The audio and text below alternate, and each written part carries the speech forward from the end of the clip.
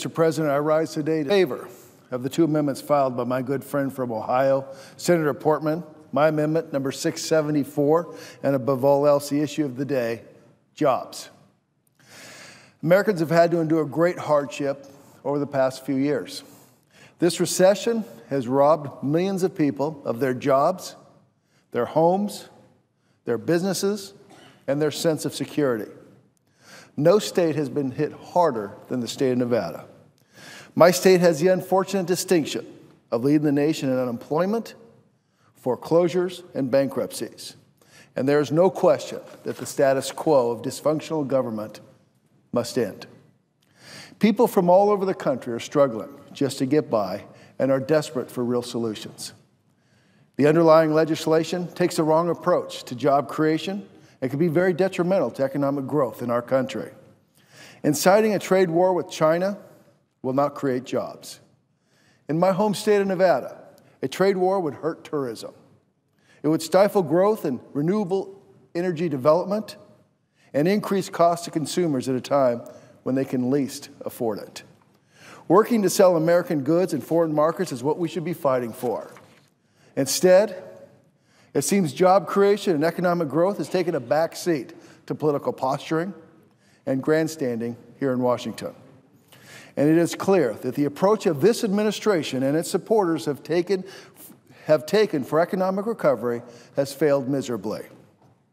Out of control spending, healthcare law no one can afford, and seemingly endless streams of regulation are crippling employers, stifling economic growth, and killing jobs.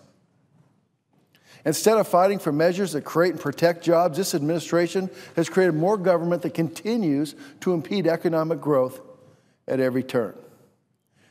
This government continues to tax too much, spend too much, and borrow too much. The American public and businesses alike are waiting on a plan that can plant the seeds of economic growth and bolster job creation. Instead, all they get from this government when it comes to job creation is a big, wet blanket. They need Washington to provide relief from new burdensome and overly intrusive regulations. Congress must help job creators by ensuring every regulation is vetted with a full understanding of the impact it will have on businesses across the country. So I'm pleased to join with Senator Portman in this fight to rein in excessive government regulations and implement a market benefit analysis for all agencies, both executive and independent, so that the American public will know the true costs of these regulations. As President Obama said, we must rein in government agencies and force them to help businesses when they refuse to do so. I couldn't agree more. There are a number of actions Congress can take immediately to help bolster our nation's economy. The adoption of Senator Portman's amendments is one of those actions. I look forward to continuing to work with him on these issues. I believe our best days are still ahead, but we need to change course now. We need to roll back the regulations that are tying the hands of entrepreneurs across America. We can help hasten an economic recovery by embracing pro-growth policies that place more money in the pockets of Americans.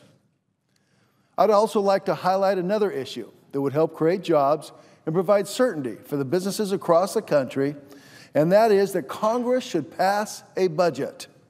Congress has not passed a budget in nearly 2.5 years. Passing a comprehensive budget is one of the most basic responsibilities of Congress, but it has failed to accomplish this task.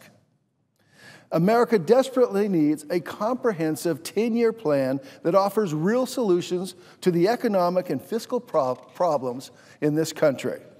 We cannot lower unemployment rates in Nevada or restore the housing market without a holistic approach to reining in federal spending and lowering the national debt. Congress passed another continuing resolution that lacks a long-term approach to restoring our nation to fiscal sanity. Instead, this bill funds the government for just a few more months. Congress cannot continue to function without a measure of accountability to hold members of Congress to their constitutionally mandated responsibility, which is why I introduced the No Budget, No Pay Amendment, Amendment number 674. This measure requires Congress to pass a budget resolution by the beginning of any fiscal year. If Congress fails to pass a budget, then members of Congress do not get paid. How can Congress commit to a debt reduction plan without a budget? Any serious proposal to rein in federal spending and create jobs starts with a responsible budget. At home in Nevada and across this country, if you don't accomplish the tasks your job requires, you do not get paid. Somehow, this very basic standard of responsibility is lost upon Washington. The no budget, no pay is not an end-all solution to our economic difficulties.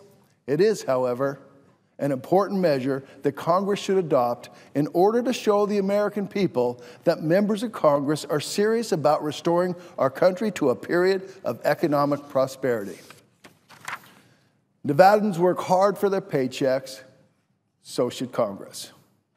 And since the majority believes the legislation before us today is a jobs bill, I encourage them to take up other measures that will help with job creation, such as opening our country to energy exploration, streamlining the permitting process for responsible development of our domestic resources, and take the aggressive steps of reforming our tax code. Let's make the tax code simpler for individuals and employers, cut out the special interest loopholes while reducing the overall tax burden for all Americans. Instead of looking for new ways to tax the American public, we should make our tax code more competitive and provide businesses the stability they need to grow and to create jobs. The continual threat to increase taxes feeds the uncertainty that serves as an impediment to economic growth. These are all things that both this administration and Congress could do immediately to boost economic recovery. Let's give the American people a government that works for them. Removing impediments to job creation will get Americans working again and ensure our children and grandchildren have a brighter future. Thank you, Mr. President. I yield the floor.